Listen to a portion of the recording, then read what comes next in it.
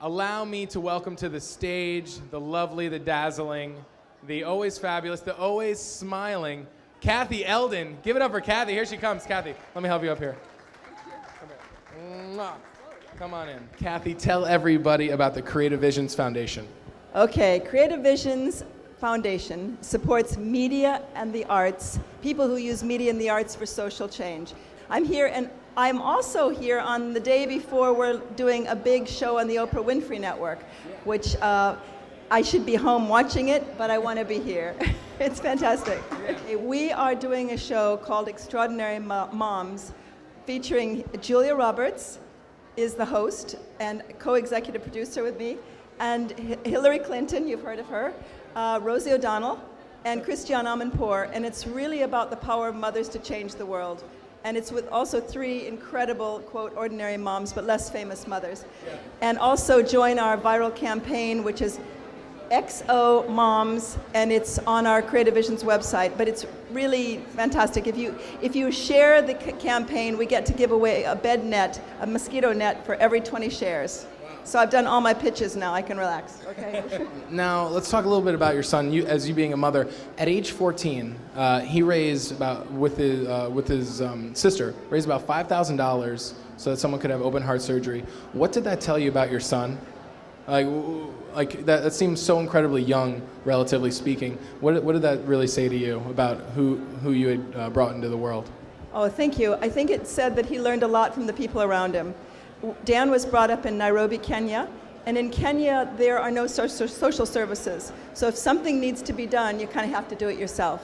And he learned from other people how to really create solutions to challenges, to really activate yourself, to become what we would say a creative activist, and seek solutions and ignite action. And that was one of the mottos of his life. Everything profoundly wonderful that he's done has somehow, traced back to you. What could you tell, you brought him into the world, you can take some credit.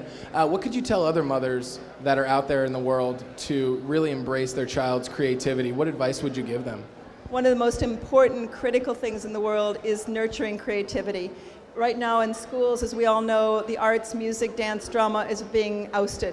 It is the essence of one's soul is that creative expression. I say, I had a little bit to do with Dan, but I think that the nurturing of diverse peoples around children is one of the most important things, of bringing in all varieties of influences. I always think that a human being is like a stone, and every time you polish it, it becomes a little brighter. It becomes like a diamond. And the more people that are polishing that little stone, the brighter that you can shine. You're the author of 17 different books. As any struggling artist or somebody that's sort of going back and forth on what they should either major in college or what they should focus on in their life, what would you suggest they read of your collection? Oh gosh, we did a book called Soul Catcher, and Soul Catcher is a journal to help you become who you really are, and it's for my daughter, and so it's a multi-generational thing, but it's to overcome the challenges we have in our lives from being who we really are. What do we really want to be in this world? Who are we? How do we want to express ourselves? And that's been a pretty popular book. The other one is probably this book because it just turns people on. Yeah. Why not? I love it. And touring with Dan's work and just being able to showcase that to so many people, how have you felt you've been able to express yourself freely? Or is there a day that goes by where you regret anything? Oh golly, I think regrets are tricky. I think we can only learn from the mistakes that we make. I am so lucky now because I get to work with people like you and people like Patrick and people like everybody here today, every day of my life.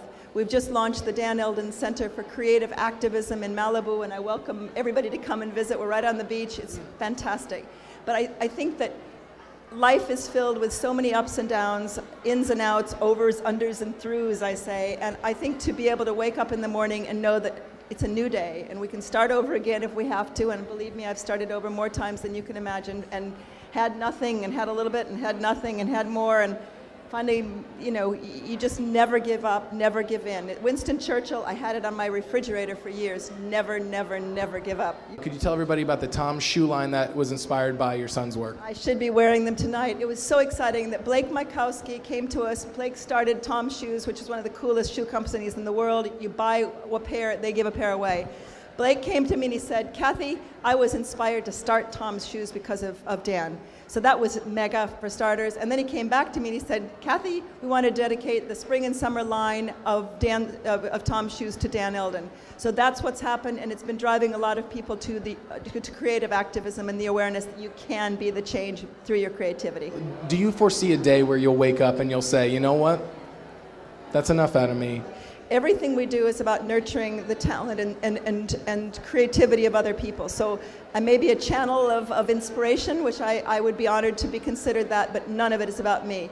I would like to think that I could be like my father, who died at 99. He played his last national tennis game at 92, and he was ranked 13th in the country. I'll sleep when I'm dead.